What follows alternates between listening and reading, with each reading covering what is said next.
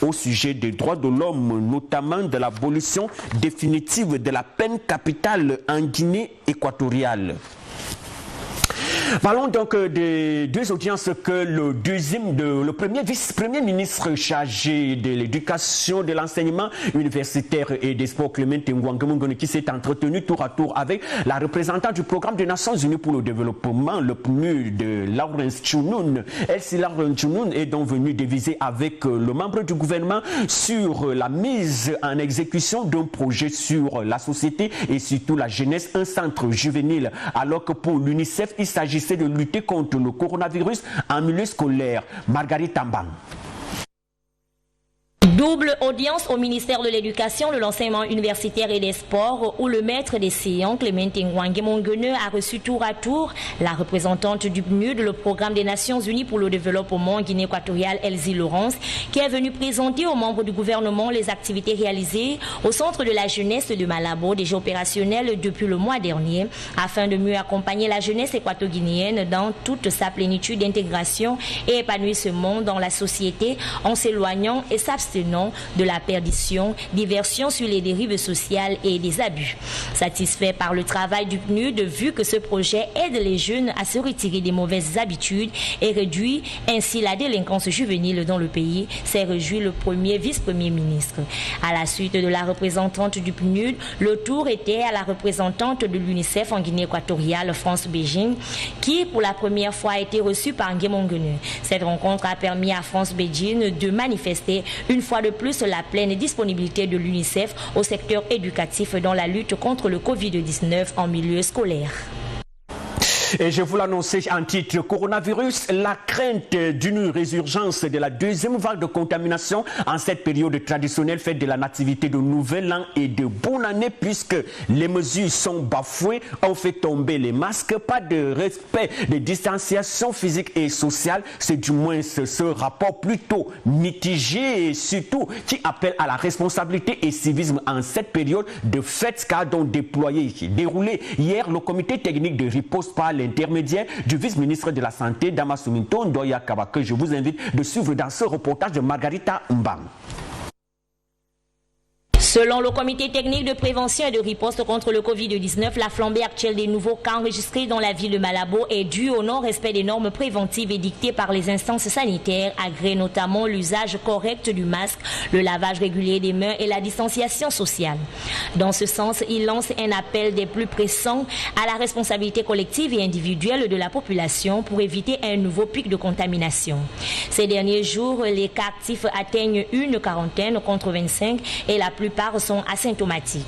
Le taux de positivité actuel est de 2,1% ces derniers jours. Le taux de létalité est de 1,65, légèrement sous la moyenne africaine, bien que stable à 85. À ce sujet, le comité de riposte lance à partir de ce 2 décembre une campagne nationale de conscientisation et de remobilisation pour respecter les mesures préventives durant les fêtes. Le comité exhorte à cet effet tous les organes concernés et parties prenantes à l'exact accomplissement de ces mesures préventives et éviter ainsi une deuxième vague de contamination dans le pays.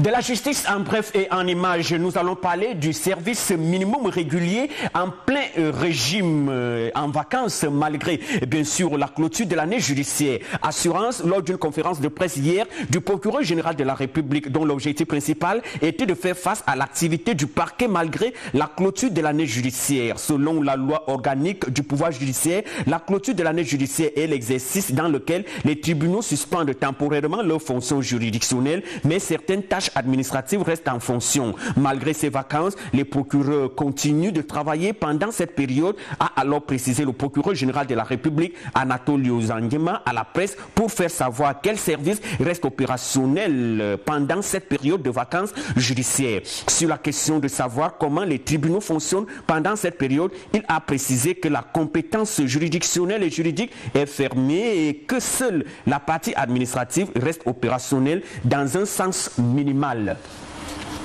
Sur les traces de l'actuel ministre de l'Information, de la Presse et de la Radio, Virgilio Sericeriloa, et sa suite qui veulent mettre leur empreinte après la région insulaire et continentale du pays, place à la région insulaire. Dans la province de Bioko Sud, il était question de toucher du doigt le fonctionnement aussi bien des infrastructures et du personnel. Le compte rendu, Sergio Bono.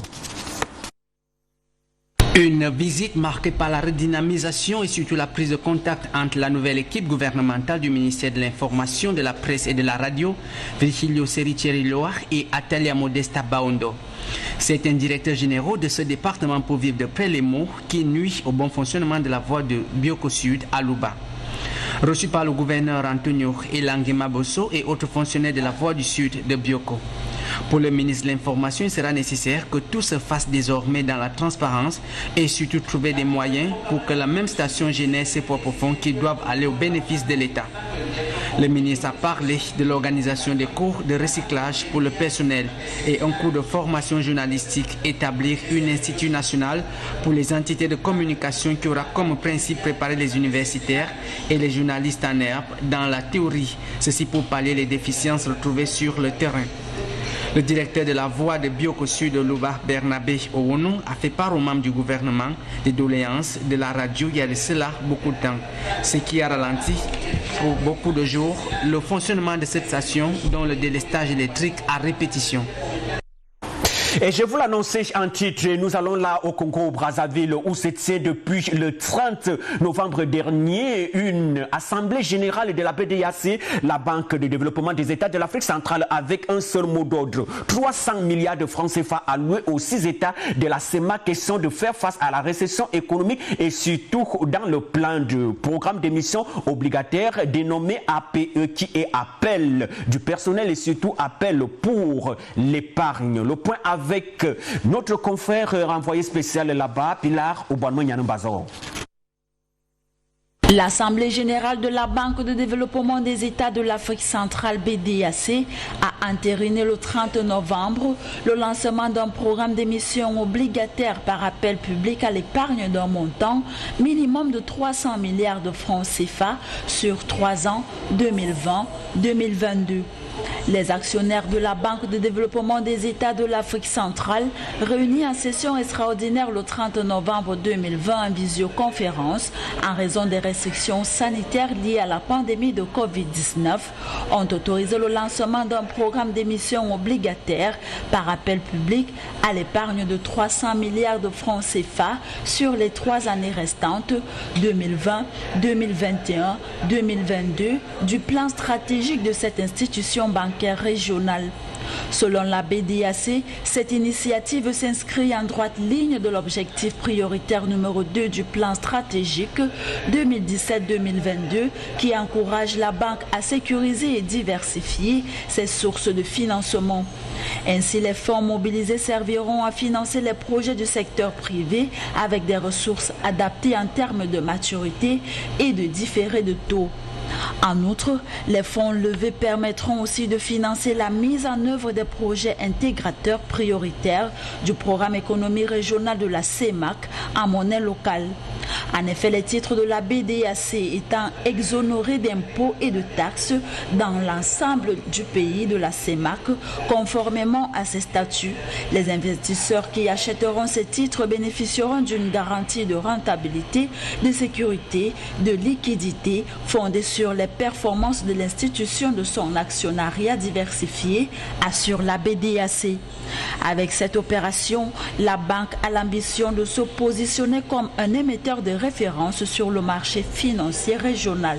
Elle a déjà à son actif 2 opérations réussies d'emprunt obligataire par placement privé en 2005 et 2007 d'un montant total de 40 milliards de francs CFA ainsi que d'une émission obligataire par APE en 2010 sur le marché financier de la CEMAC pour un montant total de 30 milliards de francs CFA. Les 30 ans de liberté du Tchad étaient célébrés hier en grande pompe avec un grand défilé. 30 ans à l'accession d'Idriss Déby, le maréchal du Tchad, au pouvoir, en présence d'un parterre d'invités dont l'ambassadeur de Guinée équatoriale accrédité au Tchad, Leandro Ebami Congo, en le point avec Marguerite Tambang.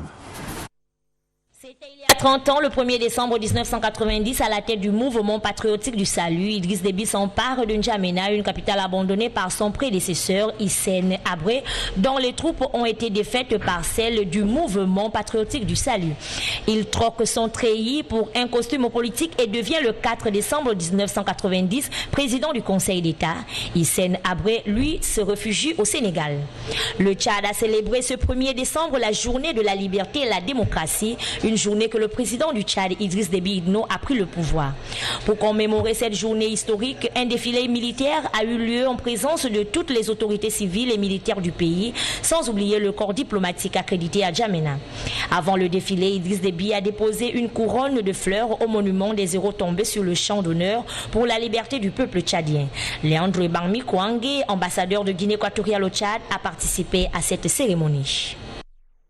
Hier, le monde entier célébrait la journée mondiale de lutte contre le sida. Qu'en est le cas de la Guinée équatoriale? Il y a eu des avancées somme toute significatives malgré la lutte acharnée contre le Covid-19. Assurance de la représentante de l'ONU SIDA en Guinée équatoriale, Jeanne Sek, que je vous invite à suivre. En fait, l'idée, c'est on a regardé les problèmes qu'on avait avec la Covid et on s'est rendu compte en fait que la pandémie du VIH est similaire à celle de la Covid et on pouvait apprendre des leçons de la pandémie du VIH et on s'est rendu compte que les inégalités accentuaient en fait les difficultés. Donc, et que pour pouvoir vaincre le Covid et la pandémie du VIH, on a vraiment besoin d'être solidaire, on a besoin d'être responsable. Responsable, pourquoi? Parce qu'une personne malade doit être responsable, penser à protéger les autres. Une personne qui a le VIH doit penser non seulement elle-même se traiter, être responsable pour sa propre santé, mais aussi responsable pour les gens qui vivent avec elle, pour s'assurer qu'elles sont protégées. Ensuite, on a pensé que pour être solidaire, son entourage en fait doit penser à s'occuper de la personne, parce que comme vous savez comme moi que tout ce qui est stigmatisation, discrimination est beaucoup plus grave pour une personne qui est atteinte du VIH que la maladie elle-même. Donc il est important en fait de faire preuve de solidarité, de soutenir la personne qui est infectée pour qu'elle puisse en fait prendre son traitement et se sentir bien et pouvoir continuer dans la vie. Donc aussi au niveau des États, on a parlé tout à l'heure de la couverture sanitaire universelle.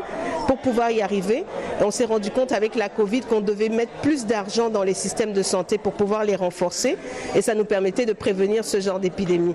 Parce que vous avez vu ce qui s'est passé, en fait, on est plus ou moins en train d'éteindre les feux. Il y a beaucoup de choses qu'on n'avait pas prévues, on n'était pas prêt pour beaucoup de choses. Mais grâce à Dieu, le gouvernement ici a réagi très vite. On est entré en confinement, on a pris les mesures, on a demandé aux gens d'utiliser les masques, la distanciation sociale. Les gens sont en train de le respecter et c'est ça qui nous permet en fait de pouvoir continuer. Et justement, ces actions que les gens mettent en pratique aussi, c'est ça qui est la preuve de la solidarité que nous avons les uns avec les autres et de la responsabilité partagée. Voilà, de rien. Jeanne Sek.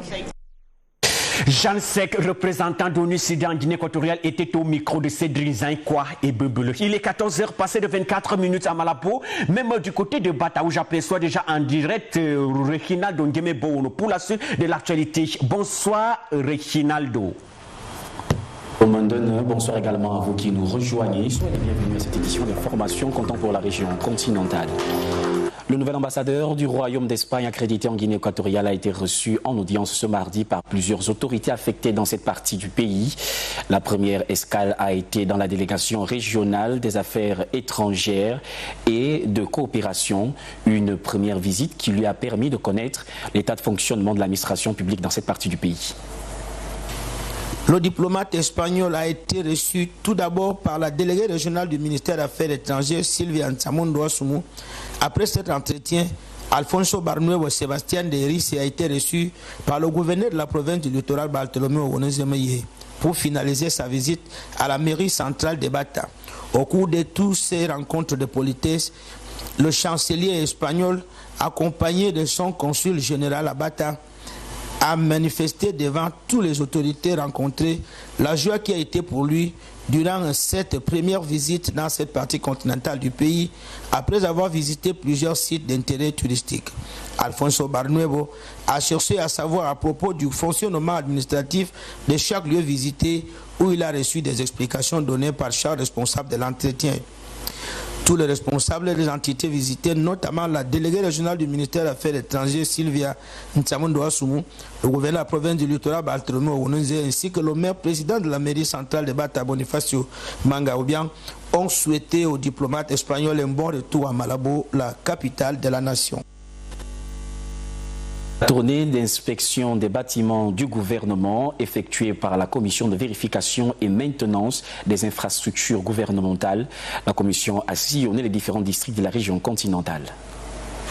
Cette commission d'inspection de la maintenance des infrastructures publiques se trouvait dans la région continentale depuis plus d'un mois dans le cadre de Sankeri si les entreprises chargées de la salubrité et la maintenance des édifices étatiques respectent le contrat signé avec le gouvernement. Après avoir sillonné tous les bâtiments administratifs publics de la région continentale, cette commission, avec à sa tête la censeuse générale Antonia Ntchama Biyogo, a été reçue par le préfet du district de Bata, Antonio Zondoye, qui s'est dit satisfait du travail minutieux effectué par cette commission sur tout l'ensemble du territoire national et a dit à Antonia Biyogo de faire le rapport de cette visite d'inspection à ses supérieurs afin de trouver une solution à la carence de maintenance constatée dans plusieurs lieux visités. Autre visite d'inspection, celle du directeur général des infrastructures routières qui a visité la station de distribution d'eau potable de Senje et les travaux de construction du trajet routier de l'aéroport. Les principales raisons de ces visites effectuées par le directeur général des travaux publics en compagnie du délégué régional de ces départements à Bata étaient de savoir sur l'avancement des travaux exécutés par la société de construction Somagec. Commençant par l'usine de transformation d'eau potable au canton de Senje, le directeur général a dit, je cite, « Après que le moteur pour l'absorption de l'eau avait été détruit, le gouvernement de la nation a effectué des gestions pour le remplacer par de nouveaux. Et je suis alors venu pour suivre de près l'exécution de ces travaux. » Fin de citation. Selon lui, la distribution de ces liquides vitaux sera parfaitement rétablie dans un futur proche. En deuxième position, nous sommes allés visiter le bout du chemin qui se situe entre l'aéroport international de Bata et la communauté voisine d'Outonde, a précisé Mojo et Fouman. D'autre part, le directeur général de la société Somagec, Pablo Bakale Sono, a promis au directeur général que cette partie de route Outonde Aéroporto sera faite le plus vite possible. Parlons de santé, le 1er décembre de chaque année se célèbre la journée internationale de la lutte contre le sida, une pandémie qui fait toujours parler d'elle. Des campagnes de sensibilisation ont été organisées à l'occasion par les experts dans la ville de Bata. À cette conjoncture, différentes causeries de sensibilisation ont été exposées dans la journée de ce mardi aux différents lieux de cette localité de Bata par des experts du ministère de la Santé de cette partie continentale du pays. Le 1er décembre de chaque année, la communauté internationale célèbre la journée mondiale de lutte contre le sida, l'une des premières journées dédiées à la santé au cours de l'histoire. Le 1er décembre 1988, une date retenue par l'Assemblée générale des Nations Unies par son impact médiatique. Depuis le 1er décembre 1988 jusqu'à nos jours, cette pandémie a emporté plus de 25 millions de vies humaines, ce qui fait de cette pathologie l'une des épidémies les plus mortelles de l'histoire. La journée mondiale de lutte contre le sida est devenue la journée de la santé plus reconnue au monde, une opportunité pour se rappeler de tous ceux qui ont décédé des suites de cette maladie, créer des consciences et célébrer la victoire comme l'accès aux services de prévention ainsi que les traitements antirétroviraux. Et le gouverneur de la province de Nkiétem a tenu une réunion d'information avec les responsables de l'administration publique et la population du district de Minkomissong. Les détails nous seront précisés dans ce commentaire. Le gouverneur de la province de Kientem, Ousto Avierangono, s'est rendu dans le district de Minkomissong ce mardi dans le cadre de sensibiliser les fonctionnaires affectés dans cette localité pour lutter contre la corruption qui est monnaie courante dans notre pays. Il s'est adressé aux réunis disant que chaque fonctionnaire de Kientem doit travailler dans la transparence afin de contribuer massivement à la construction de l'économie nationale en évitant le détournement de l'argent du contribuable. À l'issue de cette rencontre, le gouverneur de Kientem a fait savoir qu'une commission veillera sur le paiement des tributs au trésor public afin de mieux contrôler le versement de chaque ministère. D'autre part, il a exhorté les habitants du district de Mikomiseng à accroître leur production agricole en cultivant plus le manioc et le maïs, qui seront parmi les produits de base d'une usine de transformation en chantier dans la région continentale, plus précisément à Bata. Autre sortie, des commerçantes chargées de ravitailler les marchés en produits agricoles de la ville de Bata. Ce mardi, une sortie supervisée par le délégué régional de l'agriculture. Le ministère de l'Agriculture, Élevage, Forêt et Environnement continue à assurer la sécurité alimentaire de la population pendant cette période de crise en approvisionnant les marchés de Malabo et Bata en produits agricoles. Ce mardi, les districts de Mikomiseng et Mongomon ont respectivement été les destinations du groupe de femmes désignées par les responsables du ministère de l'Agriculture pour l'achat des produits agricoles. Elles ont toutes reçu leurs autorisations de voyage et ont été soumises au texte du Covid-19 sous la supervision du délégué régional du ministère de l'Agriculture, Élevage, Forêt et Environnement.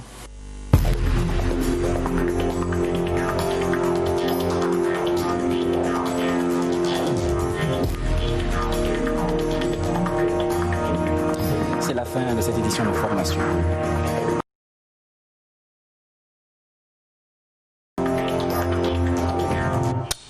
Merci Reginald Dongeme du côté de la région continentale du pays. Merci mesdames et messieurs de nous avoir suivis en ce mercredi 2 décembre 2020. Mesdames et messieurs, au nom de la technique rédaction insulaire et continentale du pays, et ce sera avec un grand rendez-vous et surtout un grand plaisir qu'on se retrouvera demain, même chaîne, même heure.